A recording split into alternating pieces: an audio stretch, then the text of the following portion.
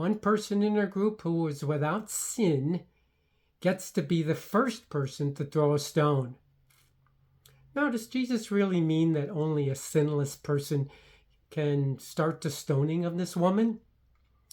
If that's the case, then the command in the law to stone the adulteress in Leviticus chapter 20, verse 10, and in Deuteronomy 22, verses 22 to 24, makes no sense.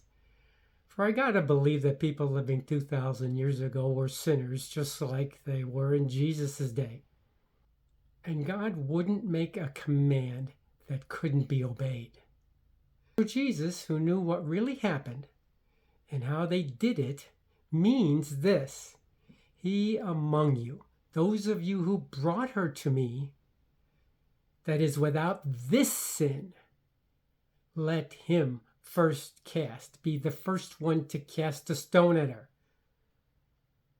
So he knows that they were all part of this adulterous act and that they were guilty of the sin of adultery just like this woman was, and that there was no one among them who was not part of trapping this woman.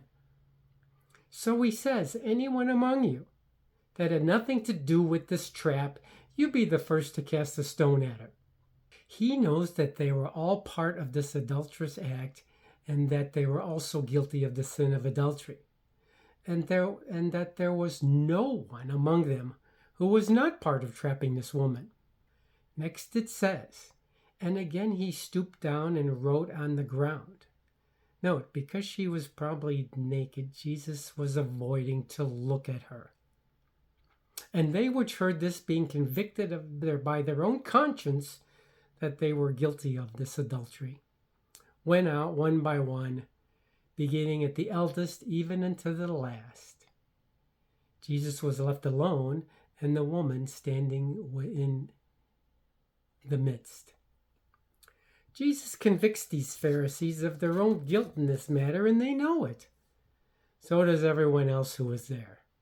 So they leave defeated, caught red-handed.